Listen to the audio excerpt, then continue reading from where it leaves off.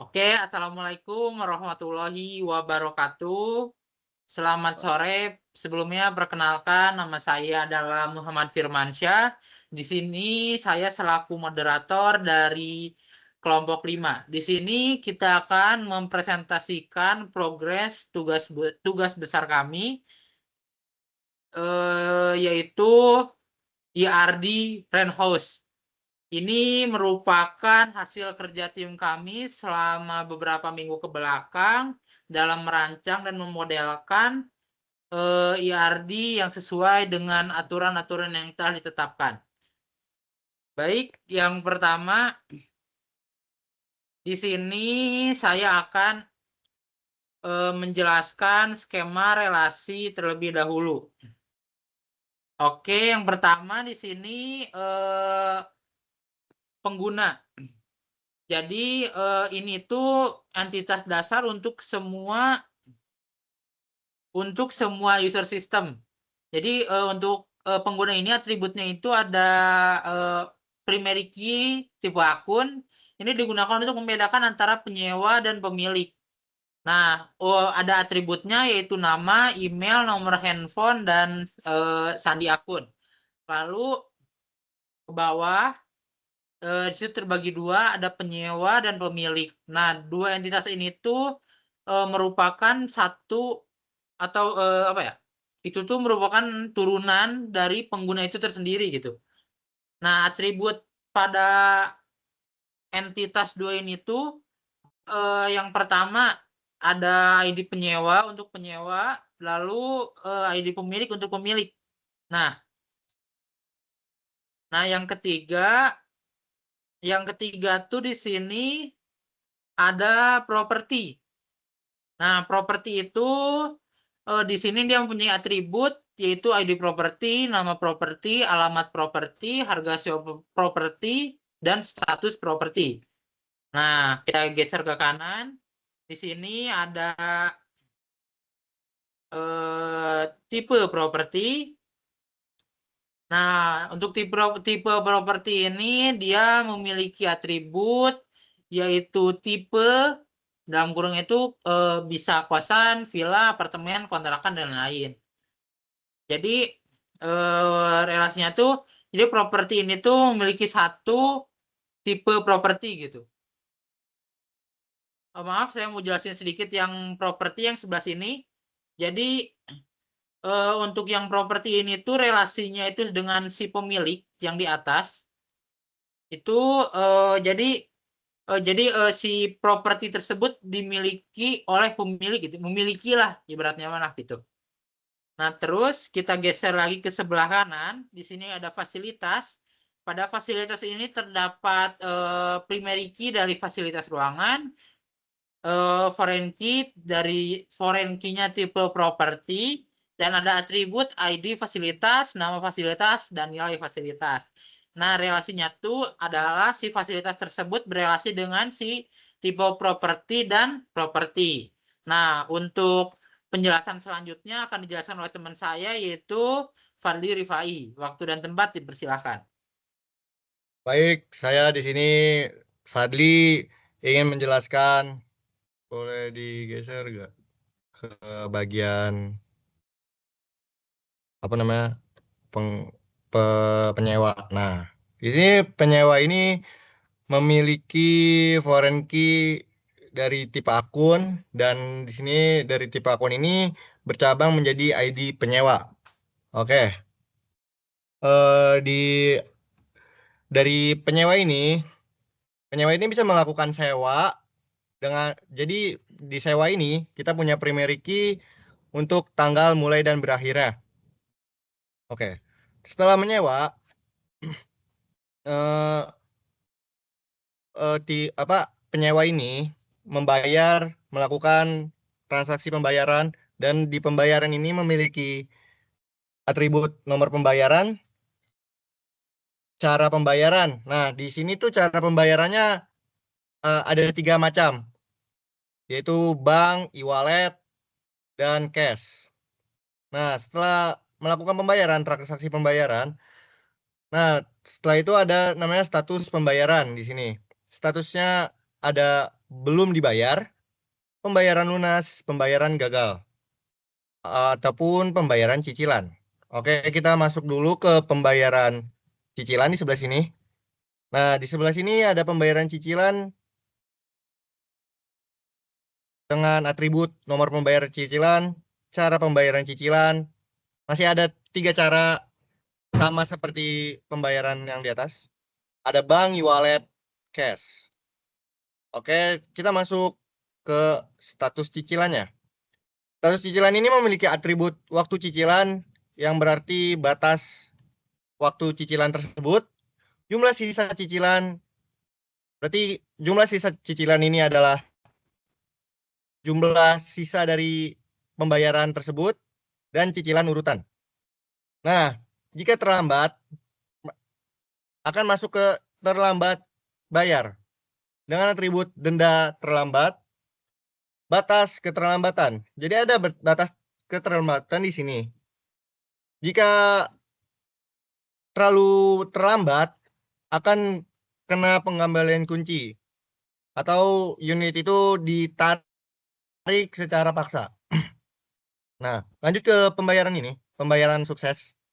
Nanti setelah ada pembayaran,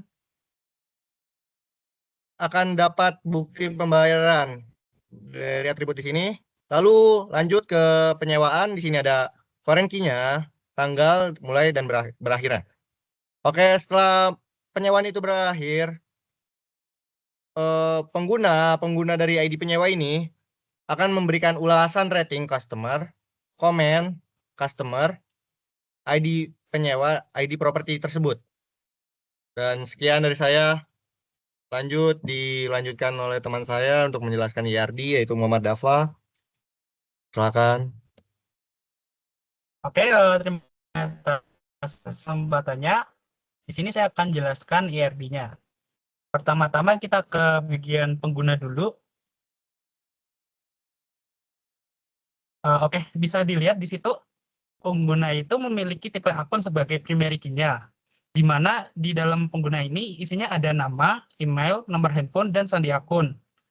Terus kalau dilihat ke bawah itu kan ada 2 garis itu. Nah, itu tuh artinya kayak si pengguna ini wajib milih cuman yang ada di dalam pilihan dalam atau penyewa. Nah, di tengah-tengah itu kan juga ada lambang D yang artinya disjoin. Jadi itu si pengguna cuman bisa kayak login ke akun pemilik atau penyewa. Nah, kita ke yang pemilik terlebih dahulu. Nah, di sini nih di pemilik itu tuh ada tipe akun sebagai foreign key-nya. Nah, di dalam pemilik tuh ada ID pemilik. Nah, pemilik ini dia itu bisa memiliki banyak properti, di mana hubungannya tuh one to many seperti yang bisa dilihat. Nah, di dalam properti ini ada ID properti, nama properti, alamat properti, harga sewa properti, dan status properti. Nah, kemudian properti ini dia itu bisa memiliki banyak properti. Ya, hubungannya tuh one to many lagi, di mana tuh di dalam tipe properti isinya ada kayak kosan, villa, apartemen, kontrakan, dan ya berbagai jenis properti lainnya. Nah, di dalam tipe properti ini, dia itu juga memiliki berbagai fasilitas, di mana hubungannya ya one to many lagi. Nah, pada fasilitas ini, di dalam fasilitas tuh ada fasilitas ruangan sebagai primary, kemudian tipe properti sebagai foreign-nya. Nah, di fasilitas ini dia tuh ada ID fasilitas, nama fasilitas, dan nilai fasilitas. Kemudian kalau dilihat lagi ke bagian pemilik yang tadi di awal, itu tuh ada hubungan antara pemilik dan ke sewa. Nah, jadi tuh pemilik itu juga bisa melakukan sewa. Nah, pemilik ini bisa menyewa lebih dari satu kayak unit gitu yang ingin disewakan. Nah, kita kan akan ke daerah bagian sewa. Ini akan dijelaskan oleh teman saya, Muhammad Listianto Hilmi Fauzan. Oke, terima kasih.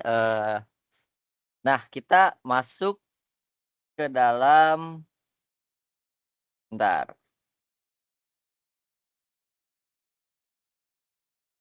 Nah, kita masuk ke dalam penyewa ya. Di sini penyewa itu bisa melakukan banyak penyewaan terhadap properti. Nah, bisa menyewa banyak ya. Nah, lalu ketika sudah mulai menyewa, oh maaf, penyewanya ini punya satu unik atribut, yaitu ID penyewa yang tidak mungkin satu penyewa itu banyak penyewa itu bisa sama gitu ID-nya itu. Nah, lanjut kepada sewa. Sewa ini tuh mempunyai primary key, yaitu tanggal, dan tanggalnya itu ditetapkan pada awal-awal untuk memulaikan penyewaan, dari mulai penyewaan sampai berakhir penyewaan. Nah, lalu kepada sewa ini tuh bisa langsung membayar. Nah, dengan pembayaran ini bisa diberikan nomor pembayaran, dan cara pembayarannya itu banyak ya. Bisa dibilang banyak, mulai dari bank, e-wallet ataupun cash. Nah, setelah membayarnya ini akan memasuki status pembayaran yang dimana status ID ataupun atributnya itu status ID yang bisa mungkin belum dibayar jika memang pembayarannya itu belum terlaksanakan. Pembayaran lunas jika memang si penyewanya itu sudah seluruhnya membayar. Pembayaran gagal jika memang tidak dilaksanakan pembayarannya, dan pembayaran cicilan jika memang memilih pembayaran cicilan. Nah, untuk pembayaran cicilannya itu kita masuk ke status cicilan, dan ini tuh one to one, tapi di sini itu ada tanda bulat jadi tidak wajib ya. Ketika masuk status cicilan, dia itu akan menghitung waktu cicilannya itu tinggal berapa bulan lagi atau berapa hari lagi gitu. Nah, jumlah cicilannya itu berapa? Semisalkan saya tuh sebagai penyewa nyicilnya itu 3 bulan sekali atau berapa bulan sekali gitu. Nah, lalu dihitung berdasarkan cicilan urutan. Jadi kita tuh udah nyicil berapa kali gitu. Nah, lalu jika memang terlambat membayar cicilan, maka akan dikenakan denda. Batas keterlambatannya itu berapa, dan paling buruknya pengembalian kunci. Oke. Nah, jika memang cicilannya itu sudah terbayarkan, maka akan masuk ke pembayaran cicilan, dan cara pembayarannya itu seperti apa. Ini one to one ya, kedua. Lalu masuk ke pembayaran sukses jika memang pembayarannya itu sudah lunas gitu. Pembayarannya sudah lunas ataupun pembayaran cicilannya itu sudah lunas. Akan masuk ke pembayaran sukses dengan disertakan bukti pembayaran, bisa itu dari kwitansi jika memang cash, e-wallet itu kayak apa? Screenshotan atau ya screenshotan seperti itu, dan banknya itu biasanya Struk ya. Oke. Lalu ketika sudah pembayaran sukses, maka si penyewanya itu akan mempunyai hak atau wewenang sebagai penyewa dalam suatu properti yang dimulai dari tanggal mulai sampai berakhirnya, sama seperti tanggal yang ditetapkan dan berakhirnya yang ditetapkan di awal saat memulai penyewaan. Oke. Nah, setelah beres penyewaan, setelah beres akhir dari penyewaan, maka pengguna tersebut bisa mengulas penyewaan tersebut. Dan bisa one to one ya, ini tuh dengan sifatnya itu nggak wajib gitu. Nah, ulasan penyewanya itu bisa terdiri dari atribut rating customer. Jadi seberapa bagus sih propertinya itu, misalkan bintang 4, bintang 5 begitu. Nah, komen customer-nya itu bagaimana. Nah, lalu disertakan juga ID penyewanya itu berapa gitu, agar diketahui oleh masyarakat bahwa dia tuh benar-benar gitu orang yang nyewa gitu. Dan ID propertinya itu berapa. gitu. Sehingga ulasan penyewaan ini tuh bisa dijadikan referensi sebagai penyewa berikutnya untuk menentukan bahwa properti itu memang layak atau tidak gitu. Mungkin segitu saja dari saya. Kita kembalikan kepada moderator. Oke, mungkin sekian presentasi progres tugas besar yang pertama dari kami kelompok 5 mengenai proyek yang kami kerjakan yaitu Rent House. Kami berharap apa yang telah kami sampaikan dan apa yang telah kami jelaskan itu bisa memberikan gambaran yang jelas mengenai IRD atau skema relasi yang kami lakukan. Mungkin sekian dari kelompok kami. Mohon maaf bila banyak kesalahan. Wassalamualaikum warahmatullahi wabarakatuh. Waalaikumsalam warahmatullahi Waalaikumsalam wabarakatuh. warahmatullahi wabarakatuh.